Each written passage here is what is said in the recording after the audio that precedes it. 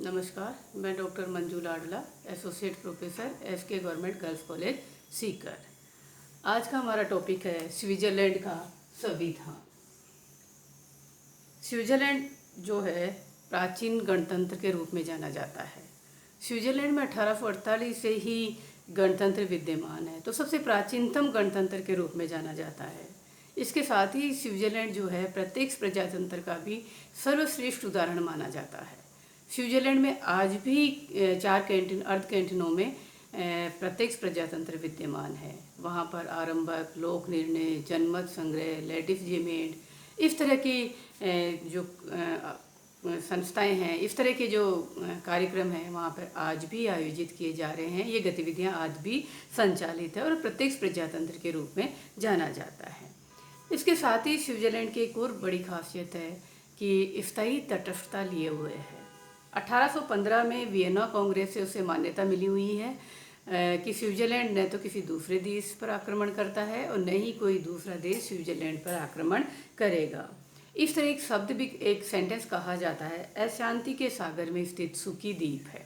अर्थात वो तटस्थता लिए हुए है, न तो कोई आक्रमण करता है उसके ऊपर, न वो स्वयं किसी दूसरे देश पर आक्रमण करता है। साथ ही स्विट्ज़रलैंड जो है वो विविधता में एकता लिए हुए है। जाति, धर्म, भाषा आदि की विभिन्नताएं वहाँ पर काफ़ी विद्यमान है, उसके बावजूद भी वो एकता लिए है, तो विविधता में एकता लिए हुए है। आज हम देखते हैं कि उसका संवैधानिक विकास किस तरह से हुआ है, अर्थात वहाँ के संविधान का निर्माण किस तरह से होता है। चलते हैं, देखते हैं कि कौन कौन से स्टेज हैं। संविधान के निर्माण को हमने 7 भागों में बांटा है। पहला पार्ट है राष्ट्रमंडल, जो चला है 1291 से 1798 तक। सबसे पहले 1291 में ऑस्ट्रेलिया, इससे पहले 1291 से पहले स्विट्ज़रलैंड के जो कैंटीन थे, कैंटीन से मतलब वहाँ राज्य है, कैंटीनों पर ऑस्ट्रेलिया के हेम्सबर्ग शासकों का अधिकार था। 1291 में 3 कैंटीनों ने आत्मरक्षा हेतु एक राष्ट्रमंडल बनाया। ये 3 कैंटीन थे उरी, स्वेज, अंडरवर्ल्ड। ये 3 कैंटीन अलग हुए ऑस्ट्रेलिया से और एक राष्ट्रमंडल उन्होंने बनाया। धीरे धीरे कैंटीनों की संख्या बढ़ती गई और 1648 तक आते आते ये कैंटीन जो थे वो 13 हो गए। इसके पश्चात 1648 की जो वेस्टफेलिया संधि हुई, उस संधि के अंतर्गत इसे मान्यता प्रदान कर दी गई और स्विट्ज़रलैंड एक संप्रभु राष्ट्र के रूप में अस्तित्व में आया। एक संप्रभु राष्ट्र के रूप में उसे मान्यता दी गई। देखिए, 13 कैंटीन हो गए और राष्ट्रमंडल इन्होंने बना लिया, लेकिन जो राष्ट्रमंडल संस्था थी वो कमज़ोर थी। राष्ट्रमंडल की न तो कोई संघीय सरकार थी, न कोई कार्यपालिका थी और न ही उसके पास कोई सेना थी। डाइट नामक एक संस्था हुआ करती थी, लेकिन डाइट के निर्णय मानने के लिए राज्य स्वतंत्र होते थे। अगर कोई कैंटीन या राज्य डाइट के निर्णय से सहमत नहीं है तो उसके ऊपर वो निर्णय लागू नहीं होता था। तो इस तरह की व्यवस्था थी। राष्ट्रमंडल कमज़ोर था, राष्ट्रमंडल की कोई सेना, अलग से कोई संघीय सरकार, कोई कार्यपालिका नहीं थी और डाइट के निर्णय मानने के लिए कैंटीन स्वतंत्र थे। इसके साथ साथ ही कैंटीनों की जो शासन प्रणालियाँ थी और जो उनमें धार्मिक विभिन्नताएँ भी विद्यमान थी।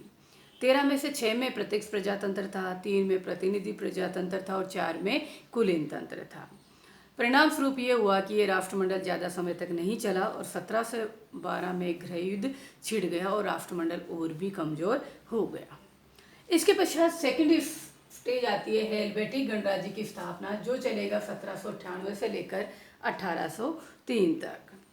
स्विस राष्ट्रमंडल की दुर्बलता और उसके गृह युद्ध का फायदा उठाकर फ्रांस ने 1798 में उस पर अधिकार किया और हेलवेटिक गणराज्य की स्थापना की। फ्रांस ने एक संविधान बनाया जिसमें केंद्रीय सत्ता को शक्तिशाली बनाया, हालांकि उसका काफ़ी विरोध हुआ। तो हेलवेटिक गणराज्य में भी एक संविधान बना जिसमें केंद्रीय सत्ता को शक्तिशाली बनाया गया, हालांकि उसका विरोध होता है और उसमें भी परिवर्तन आता है। इसके पश्चात आता है नेपोलियन काल, जो चलता है 1803 से 1815 तक। 1803 में नेपोलियन युग शुरू होता है और नेपोलियन ने वापस राष्ट्रमंडलीय व्यवस्था को पुनर्जीवित कर दिया और राष्ट्रों को कैंटीनों को वैसे ही स्वायत्ता दी जो पहले थे। 6 और कैंटीन अब जुड़ गए और कैंटीनों की संख्या बढ़कर 19 हो गई। तो हेलवेटिक गणराज्य के अंतर्गत अगर अपन देखते हैं तो पहले केंद्र को शक्तिशाली बनाया, फिर नेपोलियन युग में इसी पीरियड में 1803 के पश्चात वापस राज्यों को स्वायत्ता दे दी और नया संविधान बनाया जिसमें राष्ट्रमंडल व्यवस्था पुनर्जीवित कर दी। उसके पश्चात आता है वियना कांग्रेस और नवीन संविधान जो चलता है 1815 से 1848 तक। सन 1813 में नेपोलियन का पतन हो जाता है और 1814 में स्विस डाइट ने एक नवीन संविधान बनाने की आवश्यकता महसूस की और एक नया संविधान 1815 में पहली बार सिस्टमेटिक ढंग से एक संविधान 1815 में बना और इस संविधान को वियना कांग्रेस में स्वीकार कर लिया गया और यहीं से उसको स्थायी तटस्थता भी दी गई और यहाँ आते आते राज्यों की संख्या भी 22 हो गई। तो पहला जो सिस्टमेटिक संविधान था 1815 में बना और इस समय तक कैंटीनों की संख्या भी 22 हो गई। उसके पश्चात चलता है 1848 का संविधान।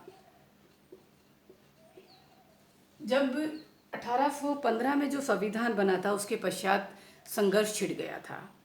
कैंटीन दो भागों में विभक्त हो गए थे, एक रेडिकल और एक फेडरलिस्ट। रेडिकल वो थे जो केंद्र को ज़्यादा शक्तिशाली बनाना चाह रहे थे और फेडरलिस्ट वो थे जो राज्यों को ज़्यादा शक्तिशाली बनाना चाह रहे थे।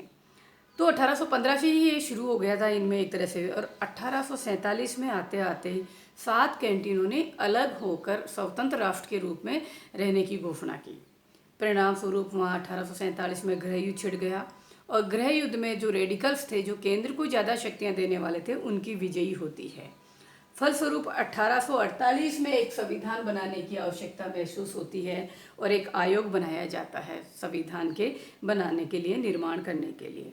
आयोग ने एक नया संविधान बनाया और उस पर लोक निर्णय करवाया गया।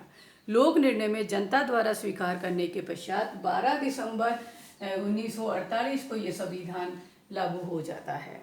तो 12 दिसंबर 1848 को ये संविधान लागू कर दिया जाता है। तो 1815 का जो संविधान की जगह 1848 का संविधान आ जाता है। इसके पश्चात आता है 1874 का संविधान। 1874 में जो 1848 में जो संविधान बना था उसको पूर्ण रूप से संशोधित किया था। देखिए 1848 के संविधान के पश्चात ये मांग की जाने लगी थी कि केंद्र को और शक्तिशाली बनाया जाना चाहिए, केंद्र की शक्तियों में वृद्धि होनी चाहिए।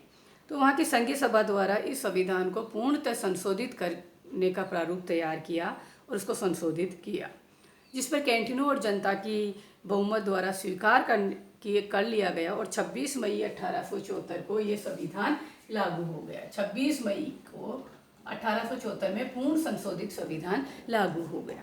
तो 1848 में बना हुआ और 1874 में उसको पूर्ण संशोधित करने के पश्चात उसे लागू कर दिया गया। इसके पश्चात चलता है नया संविधान जिसे कि अपन वर्तमान में पढ़ेंगे।